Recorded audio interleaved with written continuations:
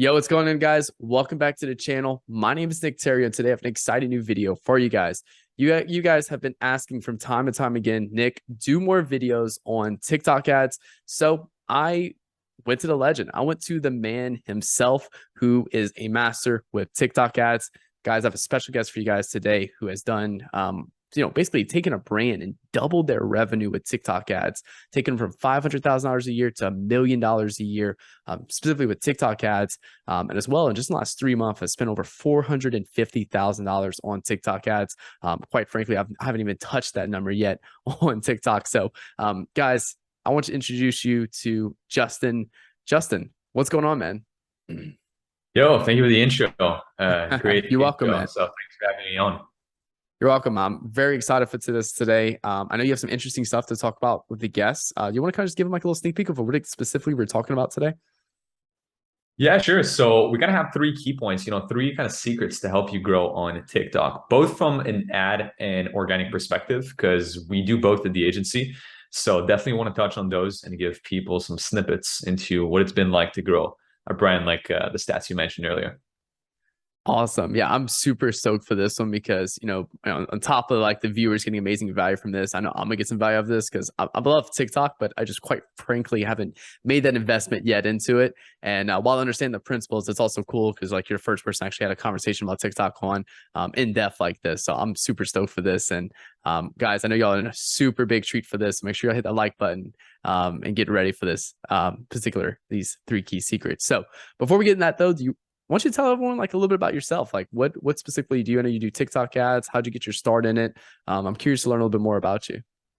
Yeah, let's do it. So I got my starts with, I think a lot of us agency owners did, in Facebook ads. Officially started the business in December of 2020, unofficially in September of 2020. Was more the freelance solo routes. I was actually in college doing graphic and web design. And then as I was getting ready to graduate, decided to start the agency to have something to look up to afterwards. So anyways, long story short, I switched from design to marketing right around the start of 2021 and introduced TikTok in the pool. I think the first time we ever ran ads on the platform was in July of last year for a skincare brand. Not gonna lie, it did not go well at all. We were very new to the platform. It was a horrible experience to start with, but luckily, things picked up and we really saw the potential both on the ad side of things and also when I blew up personally on the platform. My first out of my first 3 videos on the platform, 2 of them got over 300,000 views.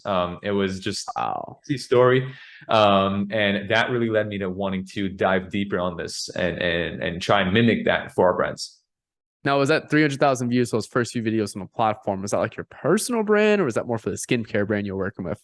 That was for my personal brand, actually. And Nice. if you look at my profile today, you're not going to be able to see them. You're going to see the likes still on the profile that are very high. That is, I mean, honestly, I'm kind of ashamed of these videos. They're more kind of joke videos. I was following trends back then. But yeah, it's two out of the first 3 videos on the platform just blew up. And those were, again, during the pandemic. I was a student, so I was kind of making students jokes, just felt like the audience related from that. And yeah, just wanted to get more into that after seeing the potential that the platform had. Awesome. And those are purely organic, correct? Yeah, purely organic, no ads from that. Awesome. So yeah, so you got into the platform, you start running some, organic, and you saw the potential with TikTok specifically. And then obviously this is what kind of made you say, hey, like, if this works for me, would this work for other businesses as well? Exactly, because we were doing pretty good for ourselves with only Facebook. Actually, back then, we were lucky enough to be in a very small market. We got started with the agency in the French Canadian markets. All of our brands were from there, so it's quite different in advertising the US, Canada, UK. Since then, now it's about 30%, a little less than that actually. That's of our clients are from there. But yeah, I wanted to bring that to these clients and not only rely on Facebook. Awesome. Yeah, I find that's like a lot of people now who are on TikTok is because they were heavily reliant on Facebook and they just want that extra, channel. When you're dominantly just on Facebook, you basically have a one leg stool, and Facebook goes down, your whole business goes down under. So I Yeah. have a lot of respect for people that are branching into TikTok. May not be your primary channel, but at least investing into it to one day have huge payoffs in that side right there. So so I really do like your way of, hey, everyone's on Facebook, let me go check out TikTok and get that moving, because we need people like you guys on that side right there. And trying to specialize in everything is very difficult. So I really love the way you went with that. So obviously you started from there, you saw the power, you started pitching brands, and then obviously you probably closed you a few counts and stuff like that. And what was probably like maybe one of your first success stories with TikTok ads? All right. So with this Underworld brand, we've actually put in $37,000 into ads and brought back $163,000 in ads. And yeah, it was basically pretty good, honestly, on that front. That was part Q4 last year, part beginning of this year too. And yeah, it was, I'd say that was one of our real first good experience with the platform. Dude, that's incredible. So you said 37,000 and 163,000 in revenue? Exactly. So wow. 4. That's really good. Yeah. So now through that period. My question, and I ask every marketer this: why didn't you spend more? That is the question that kills. It's honestly, I think a lot of this most of the time is we'd want to spend more. There's also the client expectations part of things.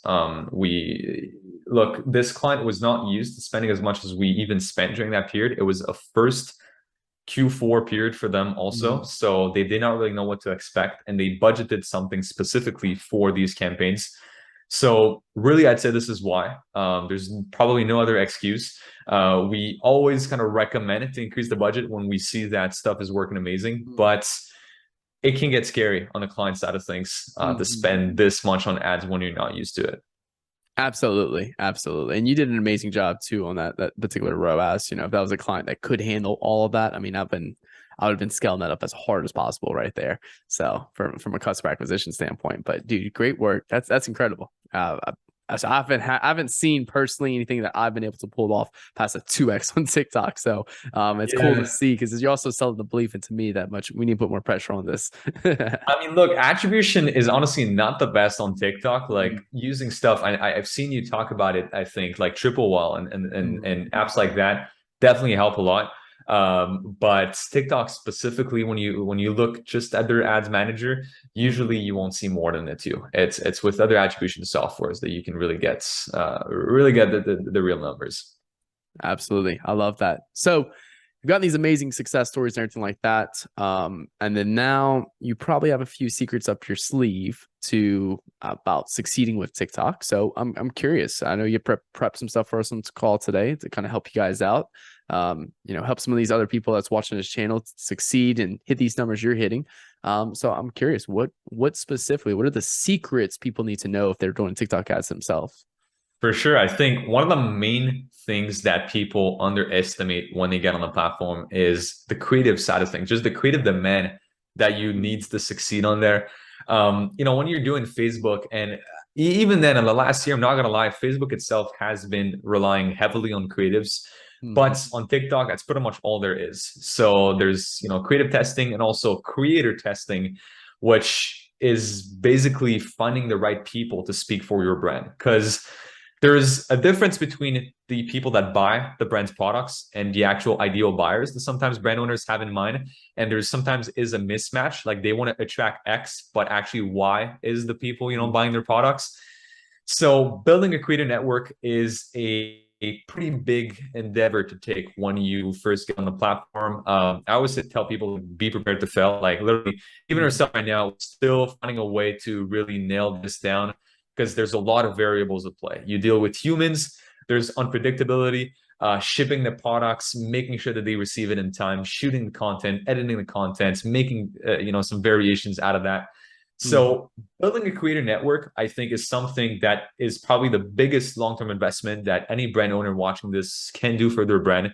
They'll save on costs, and they'll also be able to just tap into them and create these long-term relationships with these creators. So they win because they make money, and the brand owners too. And having this access to these creators. So something I've also mentioned was creative testing, which basically is out of maybe a pool of 10 to 15 creators that you work with, there might only be 2 or 3 that really resonate with the audience. So really like double down on the creators that work, just like you would double down on creatives that work, and then just create some more winners out of that. So the creative testing is now part of the creative iteration process that you would usually do on Facebook. I love that you mentioned the creator testing. That's such a, like, we've seen night and day difference in results with just different creatives. One particular creative, different age, different ethnicity, things like that, versus another creator, different age, different ethnicity, and it's just like 90-day different results. And I think it's super important. So you're saying concepts first, sometimes, yeah, same brief, same concept. It's just somebody different. They'll just resonate better. absolutely, I love that. So you're saying, so step one is to build a creator network of people that you can practically, just, hey, email, hey, we need these ads filmed, and boom, they can get it done for you pretty quickly. Exactly, because there's a bunch of solutions online that are paid for brand owners to actually get into that.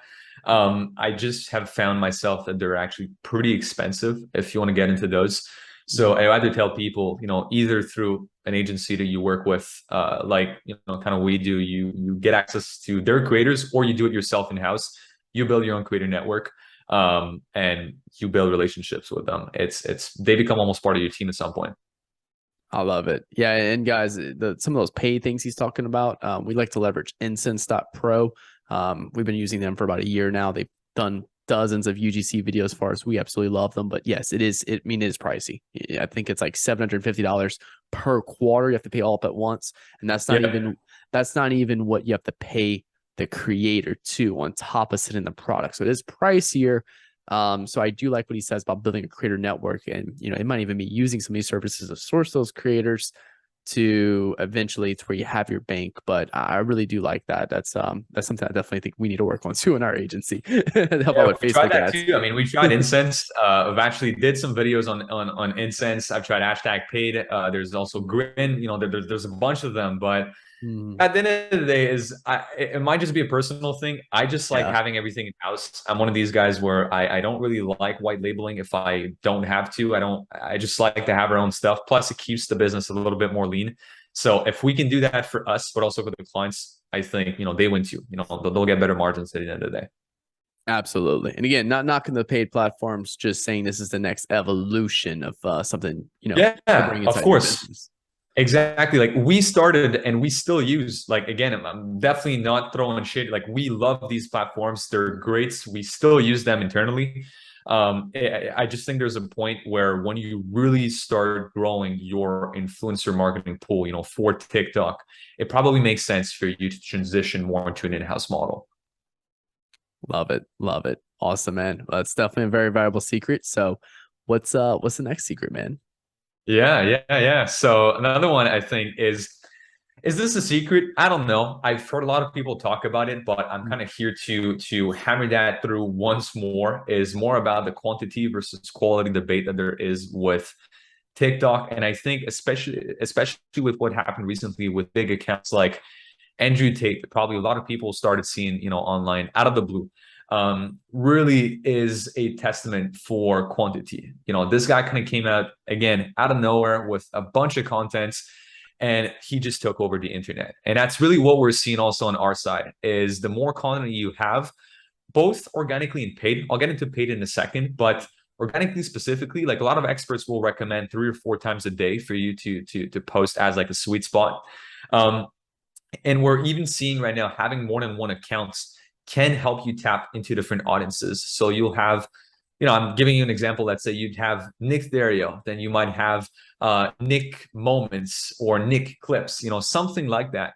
And then you have kind of different accounts posting different styles of content. Again, kind of repurpose. You can split test some stuff, and you'll usually tap into different audiences on TikTok. So different accounts with the higher post frequency is something that works really well right now organically.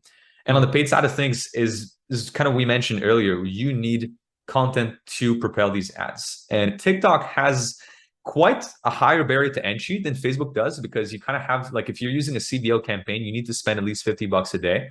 So there is like these very small brands can't really hop on there. But nonetheless, is once you start scaling, you really need to have a lot of creatives on hand.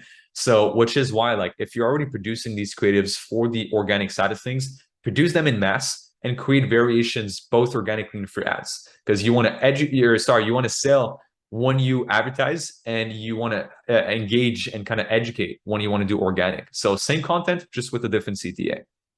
I like that. So make sure you're creating content that's algorithm aligned plus conversions aligned. So that's engaging, that's entertaining, but also too still sells people on the product itself. Exactly. And like what we're doing as kind of a supplement to our brand's actual organic strategy is we'll usually throw in some of the ads as organic posts. So that way it does also help them out on that side. But we always recommend to kind of do separate content for both, because it won't really work the same. Like, yes, organic posts that went viral, there's a good chance that if you turned that as an ad, it would work.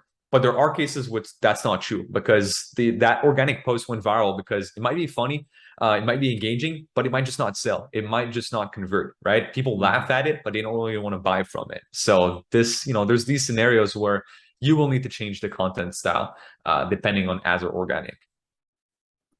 I love that. I love that a lot. And, it also kind of reminds me of my situation right now where, you said something about different accounts for like different types of content. And this is something I'm going through right now because I'm finally just starting to upload Facebook ads videos on TikTok. And my first like 10 videos was like, a fucking doll, get my snake and stuff like that. Got a fuckload of views. And then now I'm uploading Facebook ad videos. So I'm getting like 5 views, 10 videos of video. And then my Instagram reels, it's like crushing it. But I've always uploaded Facebook ads content on my Instagram. So like it's a little bit more tailored. So I'm at the point now where I'm like, I'm about to go create another account specifically for Nick Theriot Facebook ads. Totally makes sense. I mean, I can't really talk from firsthand experience, but from what I've heard is that they kind of categorize you into a specific niche as soon as you make an account with your first interactions and posts. So it is like, if you do a complete 360 with your content at some point, it's worth it to make a new account. Or if you want to explore different styles of content, just make more than one account and split test it that way. I love that, man. That's really valuable right there. So we got build a creator bank, split tests, different accounts, posting multiple days on organic, and also creating content that's both algorithm and conversion aligned. So really good steps there. And number 3, what does number 3 look like, man? Number 3 is, I think this is probably going to go a little bit more contrary to some of what people say. I'd say, look, a lot of people, even for ecom, they're wasting time creating short form content. They're going short form first. Or I'd say, just like what we're doing right now, long form content, focus on that. And there's a lot more you can do from there. And I'm going to throw that in with an example, an actual example of one of our brands, which they're within the fashion industry in the UK. They actually have a YouTube channel, which they're basically a 70s fashion clothing brand. So very niche down. And what they're doing kind of music videos where the actors are wearing their clothes. They're also doing some kind of behind the scenes stuff on YouTube, and that repurposed into short form content can do amazing. Like it shows even more the behind the scenes part of things, where a lot of people will align themselves with your brand. So what I mean by that is, like, let's say you go on TikTok and all you post about is selling, right? You just have, as I mentioned earlier, TikToks they show products, call to actions, or shop now, or check out our website, or look at our stuff. I mean, your audience will get tired very quickly. Like you don't build much from there. There's not a lot of connection. TikTok really is made to create this deeper sense of connection. So if you can make long form content, repurpose that into short form, even as a brand, not just as a personal brand, so as an actual e-commerce brand, you'll create this deeper link. Like you'll be able to out of a, let's say, music video, like I just talked about, you can make snippets. And we found that working amazingly well with some of our brands. So one podcast a week, or one long YouTube video, or something a lot of brand owners do already is like they go live. They do like an IG live, or they do like a TikTok live. That also repurposed into short form content could do well, right? If you're doing a new collection launch, you're talking about the attributes of your collection. We've actually started repurposing these lives into shorter format videos and then into ads. Work amazingly well. So kind of repurpose is kind of the topic of that third point. Both on, you know, TikTok itself, on IG Reels, and now YouTube Shorts, right? Which seems to be doing very good recently. And they've, you know, released the YouTube Short ads, which could also be something interesting to explore. We haven't yet, the agency, but sure is an opportunity out there. I love that you said that, because I was having a conversation last night with another YouTuber in the Facebook ads niche. And basically, we just started getting into YouTube Shorts. And we're crushing it. We're getting like 500, 600, 2,000 views a short, whereas like Instagram getting 300 to 400, and then TikTok I'm getting like 10 to 20 views. But I initially took the approach of long form content, converting it into short term form content by just simply like, you know, cropping it and stuff like that. But then now what we're doing is I'm filming a long video, then I'm pulling out 3 key points, and then I'm just refilming it as a short specifically. So that's also another route too for you guys who are struggling with pulling from long form content. You get a lot of good ideas from that. But I'm also noticing is like Shorts is a really good tool for brand awareness, and long form content's a really good tool for selling in that sense right there. And I'm also noticing too, it's the audience quality is different. My YouTube videos, I get 1 to 2 dislikes a video of like 30 to 100 likes. Yeah. My Shorts, I'm getting like 12 likes and like 6 dislikes. I'm like, what the hell? It humbles you quick. It does. But, you know, kind of tailoring back to that again, one thing, because I can't really talk for experience in terms of long form content for brands, except for lives, which lives is really what I love that. A little deeper. And having the brand owner do a live when they do like a new collection or something has honestly been very valuable. Like they get a ton of conversions just from that live itself, but from everything that we can pull out of that is the best. Like we can pull snippets from this, and it did convert amazingly well. So they do a live, we'll run story ads on you know, IG as an example, and then something on TikTok or on Reels. Works great. So as you said yourself, something that brand owners could even do watching this video right now is they do a live, they watch it back themselves. If I'm not mistaken, I think they can see peaks in their analytics on their lives that they do, like on IG and stuff. Just watch the peak moments and make short form content out of that. Like take your inspiration from there. That's really good, man. I love that. Look, I can let you guys in on a dirty little secret for lives as well. This is something that everyone's going to be doing it this year. It's going to be crush it. If you have a really good following on TikTok, Instagram, YouTube, or anything like that, and you're running a Black Friday sale, there's a way to where you can do a live and use something like OBS to pull in just a standard image or video, and you have a fucking like relay of like the Black Friday sale going on right there, and your live will be positioned at the top of everyone's stories, because live is pushed higher than stories. Interesting. And then it's a really nasty way, and I'm not going to share this with anyone ever again until after Black Friday. I'm going to make a big, amazing case study with it. It's a really nasty way to keep your brand front of attention all day and have a 24-hour loop of that particular video or image for Black Friday. Yep. Yeah. I might have to relay that to the team, honestly. That's a great one. That's a great one. I saw a fashion brand that does like 7 figures a month do that last year for the first time I've ever seen this before. I'm like, we're doing that next year. We are doing that. So let me know. Let me know. Try it out and let me know how it works for you this year, because we're gonna be doing it on all platforms this year. I'll try it for sure. For sure. I think with TikTok too, it's gonna work amazing. So yeah, let's give it a shot. Let's give it a shot. So, well, dude, this was really valuable right here. I definitely learned a few things myself. I literally have like a notepad full of notes over here. So, you know, not bullshitting you on that side right there. I was really looking forward to this video, because TikTok is still something I'm investing time and attention to. Not as much as I should be, but it's something I'm very curious about, and definitely something I want to expand and grow on. So I know I was able to get a few good tidbits from this. I hope everyone in the comments below was able to get some value from this. Drop a comment below what's your favorite part, and like, you know, what are you planning on taking action for? But Justin, people watch this video, maybe they don't want to do this themselves. What's, you know, how can they find you? What do you offer to people for TikToks? Yeah. First of all, I mean, you can find me on YouTube if you just type Justin Lalonde, so Lalonde, or same thing on Instagram. And you know what we offer is fully done for you UGC content creation as well as the ad part of things. So basically everything is done for the brands. We source the creators, we'll pair them up with the creators, we'll brief the creators, get the content. Our editing team will edit all of it. We'll post it organically and paid, and that's it. So pretty much there's nothing else Now, left to do on their part. does your team manage the ads too? Yeah, we manage the Okay. ads too. So we do basically, again, it's full TikTok growth Okay. in-house. So advertising Awesome. first, and we've kind of thrown in the organic part of things very recently on top of that. So Yeah, and guys, I can't stretch all enough. Like the him having access to creators is super like important, because a lot of people we've personally tried TikTok ads for, that's the biggest bottleneck. That's why, we're working with 10 different brands. We're spending roughly almost $1 million a month right now on Facebook ads. And the only reason why we're not on TikTok is because they cannot do the workload on the creative side. So having someone that actually specializes with TikTok creators is super, super valuable.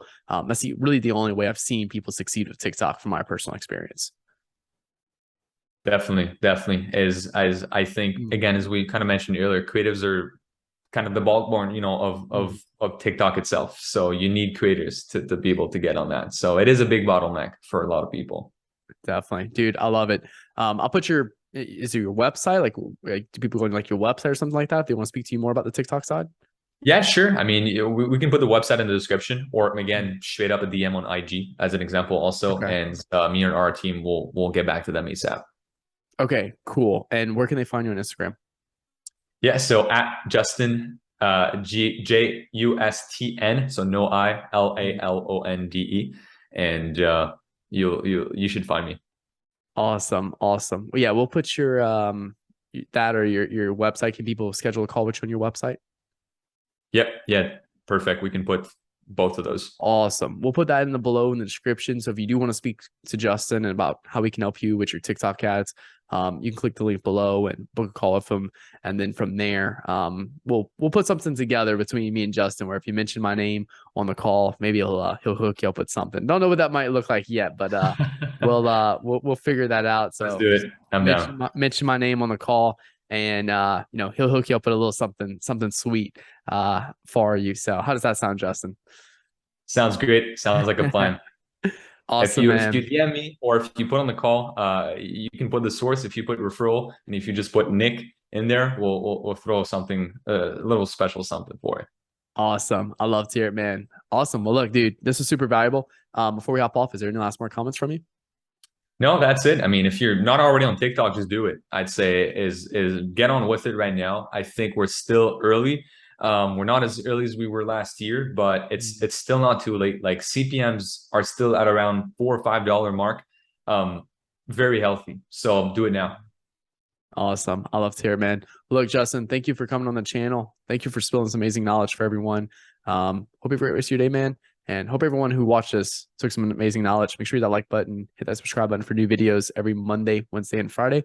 And drop a comment below if you would love a part 2 with Justin. Maybe if this video gets like 60, 70 likes, we can do a part 2, and we'll pick some of y'all comments to kind of go through and talk about on the next video. So make sure you drop a comment below. And like I said, 60, 70 likes. I think we should be able to get that. That's a good goal. Let's do it. Let's aim for that. So I'm down. Awesome. Well, thank you so much for your time, Justin. And guys, talk to you guys later. Peace. Thanks for having me.